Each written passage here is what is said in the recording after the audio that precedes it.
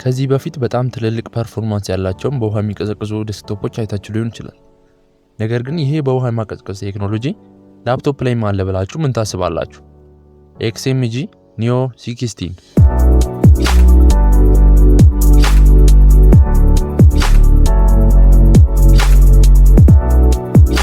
ሰላም፣ እንዴት ናችሁ? ናሆም መላኩ እባላለሁ። ብዙዎች ስለ ስልኮችና ስለ ላፕቶፖች ውጫዊ ቤት ሲያወሩ፣ እኛ ግን እዚህ ቻናል ላይ ወደ ውስጥ ገብተን ስለ ብቃታቸው፣ ስለ ፕሮሰሰር አቅማቸውና ስለ እውነተኛ ጥንካሬያቸው እናወራለን። ለየት ያለ የቴክኖሎጂ እይታ ከፈለጋችሁ ትክክለኛ ቦታ ላይ ናችሁ። ዛሬ ወደዚህ ማሽን ሆድ ዕቃ ዘልቀን እንገባለን። የኋላውን ክዳን ስናነሳ የምናገኘው 11 የፊሊፕስ ብሎኖች ነው። ክዳኑ ራሱ ከጠንካራ አልሙኒየም የተሰራ ሲሆን በውስጥ በኩል ለኤስኤስዲ እና ለራም ሙቀት መከላከያ የሚሆኑ ተርማል ፓድስ ተለጥፎበታል። ይሄ የሚያሳየው XMG ለዝርዝር ነገሮች የሰጠውን ትኩረት ነው። ፕሮሰሰር እና ግራፊክስ። አሁን ወደ ዋናው ኢንጂን እንሂድ። ኢንቴል ኮር አልትራ 9 285HX ፕሮሰሰር ይጠቀማል። ይህ ቺፕ በማዘር ቦርድ ላይ በቋሚነት የተገጠመ ወይም BGA ታይፕ ነው። 24 ኮሮች እና 32 ትሬዶች አሉት። እዚህ ጋር ልብ በሉ፣ XMG በመደበኛ ተርማል ፔስት ፋንታ ሊኩዊድ ሜታል ወይም ተርማል ግሪዝሊ ኮንዳክቶኔት ኤክስትሪም ተጠቅሟል። ይሄ በሲሊኮኑ እና በሂት ፓይፑ መካከል ያለውን የሙቀት መከላከያ ወይም ተርማል ሬዚስታንስ ወደ ዜሮ ያጠጋገዋል። NVIDIA RTX 5090 Blackwell አርኪቴክቸር GPU የሚጠቀም ሲሆን ይህ GPU 175 ዋት ሙሉ ኃይል ወይም ፉል TGP የሚጠቀም ነው። በዙሪያው አዲሱን GDDR7 VRAM ይገኛል።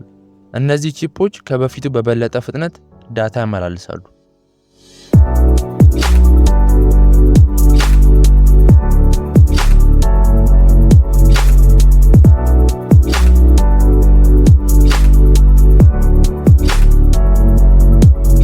ሜሞሪ እና ስቶሬጅ። ሁለት የSODIMM ስሎቶች አሉት። እዚህ ጋር የተቀመጡት ቺፖች DDR5 5600 mAh ወይም 6400 mAh ሲሆኑ እስከ 96 ጊጋባይት ወይም 128 ጊጋባይት ድረስ ማሳደግ ይቻላል። እያንዳንዱ ስሎት በኤሌክትሮማግኔቲክ መከላከያ ወይም ሺልድ ተሸፍኗል።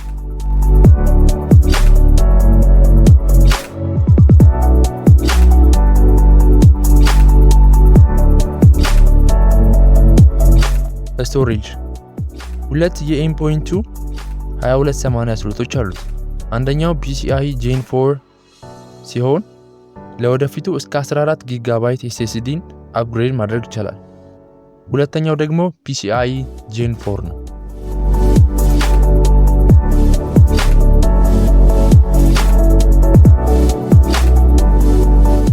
የኤሌክትሪክ ፍሰትና ባትሪ። ወደ ታችኛው ክፍል ስንወርድ ግዙፉን 99.8 ዋት ባትሪ እናገኛለን። ይህ ባትሪ በማዘር ቦርዱ ላይ በወፍራም የኬብል ሽቦዎች ተገናኝቷል። VRM ወይም ቮልቴጅ ሬጉሌተር ሞጁል ያለው ሲሆን እነዚህ ፓወር ፌዝ ይባላሉ። ማሽኑ በከፍተኛ ሎድ ላይ በሚሆንበት ጊዜ ለሲፒዩ ንጹህና የተረጋጋ ኤሌክትሪክ እንዲደርስ ያደርጋሉ። የውሃ ማቀዝቀዣው ሲስተም። ይህ ሲስተም በላፕቶፕ ታሪክ ውስጥ ካሉ እጅግ ውስብስብ ኢንጂነሪንጎች ውስጥ አንዱ ነው። አሰራሩን ከዜሮ ተነስተን በሶስት ዋና ዋና ክፍሎች እንከፍለዋለን። በላፕቶፕ ውስጥ ያለው የቱቦ ዝርጋታ። ላፕቶፑን ስንከፍተው ከላይኛው የናስ ሂት ፓይፕ ወይም ኮፐር ሂት ፓይፕ ጋር ተያይዞ የሚሄድ ዩ ሼፕድ የሆነ ጥቁር የአልሙኒየም ቱቦ አለ። የሙቀት ዝውውር። CPU እና GPU በሚሰሩበት ጊዜ ከፍተኛ ሙቀት ያመነጫሉ። ይህ ሙቀት በመጀመሪያ ወደ ናስ ሂት ፓይፖቹ ይተላለፋል። ውሃው በዚህ ጥቁር ቱቦ ውስጥ በሚያልፍበት ጊዜ ከናስ ሂት ፓይፖቹ ላይ ሙቀቱን በቀጥታ ይስባል። ውሃ ከአየር ይልቅ ሙቀትን የመሸከም አቅሙ ወይም ተርማል ኮንዳክቲቪቲ እጅግ ከፍተኛ ስለሆነ ሙቀቱን በፍጥነት ወደ ውጭ ያስወጣዋል። የውጭ ማቀዝቀዣ ወይም the external OSIS ዩኒት። ይህ ክፍል እንደ ውጫዊ የላፕቶፕ ልብ ነው የሚሰራው። በውስጡ የሚከተሉትን ይይዛል። ሪዘርቨር ወይም የውሃ ማጠራቀሚያ፣ ውሃ የሚቀመጥበት ቦታ። ፓምፕ፣ ውሃውን በከፍተኛ ግፊት ወደ ላፕቶፑ የሚገፋው ሞተር። 120 ሚሜ ሬዲየተር ኤንድ ፋን፣ ከላፕቶፑ ተመልሶ የመጣውን የሞቀ ውሃ በራዲያተሩ ክንፎች ላይ በማሳለፍና በንፋስ አየር በመምታት ውሃውን ተመልሶ ያቀዘቅዘዋል። ይህ ሲስተም ከላፕቶፑ ጋር በብሉቱዝ ይገናኛል። የላፕቶፑ ሴንሰሮች ሙቀቱ ሲጨምር ለፓይፑ ትዕዛዝ በመስጠት የውሃውን ፍሰት ይጨምሩታል። በመደበኛ ላፕቶፖች ላይ ፋኖቹ በሰከንድ 6000 አርፒኤም እየዞሩ ከፍተኛ ጩኸት ይፈጥራሉ። በውሃ ማቀዝቀዣ ጊዜ ግን ፋኖቹ በዝቅተኛ ፍጥነት ስለሚዞሩ ላፕቶፑ እጅግ በጣም ጸጥ ያለ ይሆናል። ሲፒዩ እና ጂፒዩ ሳይሞቁ ወይም ተርማል ትሮትሊንግ ሳይጀምሩ ለረጅም ሰዓት በከፍተኛ ቡስት ክሎክ እንዲሰሩ ያደርጋቸዋል። ይህም በጌሚንግ ጊዜ የፍሬም መቆራረጥን ሙሉ ለሙሉ ያስቀራል። ሎንጌቪቲ ኮምፖነንቶቹ በዝቅተኛ ሙቀት ስለሚሰሩ የማዘር ቦርዱና የቺፖቹ ዕድሜ ረጅም ይሆናል። ከዚያም በተጨማሪ የኢንቴል ኪለር ዋይፋይ 7 ካርድ ተገጥሞለታል። ይህ ካርድ ለጌሚንግ እና ለዳታ ትራንስፈር እጅግ በጣም ዝቅተኛ ላቴንሲ አለው። አዮ ፖርትስ የኋላው ፖርት በብረት ተጠናክሮ የተሰራ ሲሆን ይህም ኬብል ስንሰካና ስንለቅን ማዘር ቦርዱ እንዳይጎዳ ይከላከላል። ኪቦርድ ሜካኒዝም የኪቦርዱ ስር ቲየሪ ኤምኤክስ ሜካኒካል ስዊቾች አሉት።